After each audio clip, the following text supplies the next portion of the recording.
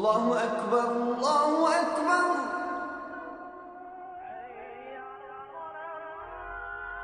Allahu Akbar,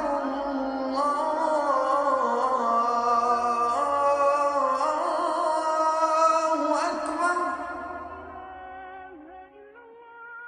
أعوذ بالله السميع العليم من الشيطان الرجيم. بسم الله الرحمن الرحيم، والصلاة والسلام على أشرف المرسلين سيدنا محمد وعلى آله وصحبه أجمعين. السلام عليكم ورحمة الله وبركاته. We are now in the second half of Ramadan, and during the last 3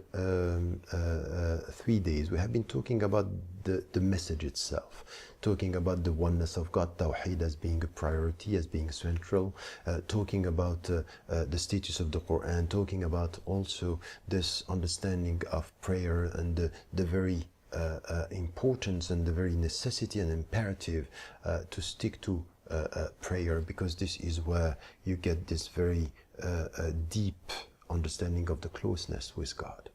And there is another thing which we find in all the first chapters of the Quran which were revealed, and you know that the first chapters are at the end of the Quran, the very short chapters, where Allah subhanahu wa ta'ala is talking and talking again, and the messenger is reminded that there is death, that there is a hereafter, there is life after life.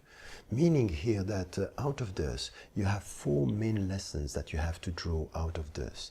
That first, we have to be very clear that there is life after life. So you should be very, very aware that you're not going to stay here. And you know in the Quran, كُلُّ مَنْ عَلَيْهَا فَانٍ, everything on earth is going to disappear. وَيَبْقَى وَجْهُ رَبِّكَ وَذُو الْجَلَالِ وَالْإِكْرَامِ. The only thing which will remain is your Lord, that is going to be beyond time. So the first understanding here is this limit that you have with time, that you have to get this as a limitation, as the end of life.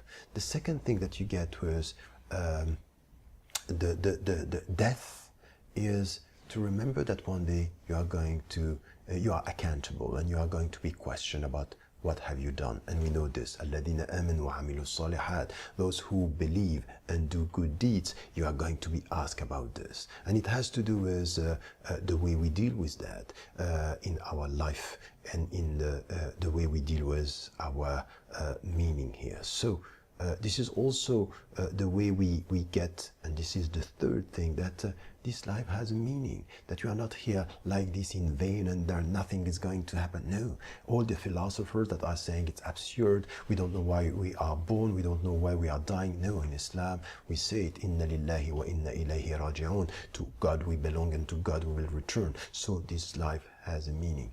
And there is a last point, that what we will get beyond this is paradise or hell. And we know that this is important, but this is the first step, because what we got from also our religion is there are levels. Imam al-Nawawi was saying there is the first level of Imam التاجر, which is the faith of the trader, and we have this in the Quran. يا أيها الذين آمنوا هل أدلكم على تجارة تنجيكم من عذاب أليم. O you who believe, am I going to tell you about a trade where you will be protected from the hellfire. So there is a trade here, but there is something which is beyond that, which is to hope to be close to God and in His presence. And this is why our supplication is Allahumma matti'na bir-ru'yati ila wajhika al-karim. We are asking you just to please us with the joy of seeing you, being in your presence. So this is the highest level of our spirituality.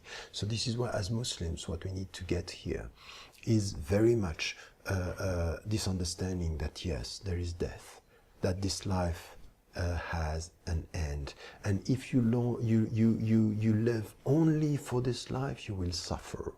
But you should know that if you live for the hereafter, life is a test. Life is suffering for those who are focused on this life. Life is a test for those who are going back to God with their heart and with their mind, inshallah. Remember, never forget to tell the people you love that you love them, inshallah. Wassalamu alaikum wa rahmatullahi wa barakatuh. لا